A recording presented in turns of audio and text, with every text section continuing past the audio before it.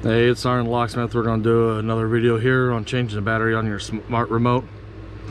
If you do have your keyring attached, please remove it at this time. It'll make doing this task so much easier. You will need your battery, which is going to be a CR2032, and you will need a flat tip screwdriver. If you look on the back of your smart remote, you'll notice you do have this little metal tab here for your release mechanism. If you do have fingernails, you can go ahead and try.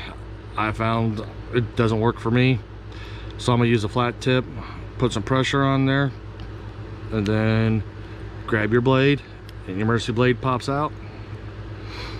And if you look, this is a slight emergency blade came out. Then you have this little indentation that goes in, not even a quarter of an inch. That's where you want to put your flat tip screwdriver in. And when you put it in there, go ahead and twist your screwdriver.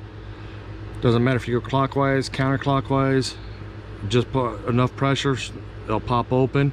You can use your fingernail to run down here, or you can use your flat tip.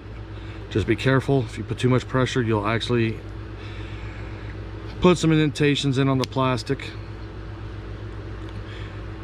You notice here's your battery. Do not put pressure on that side when you go to lift. Just put the flat tip on this end, and just by sliding it in, the battery wants to come out. This is your CR2032 battery,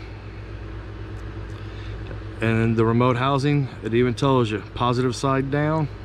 So we'll put positive side down, and when you put it in, the metal piece right through there is where you want the battery to push up to, because that's what's going to keep it in there. Once you put it in, take the two halves, and we're going to put them back together, and we're going to gently squeeze.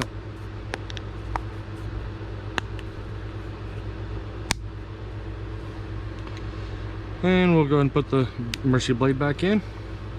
And if you got a key ring, go ahead and reattach it. But there you go, you've just changed the battery. Thanks for watching SgtLocksmith.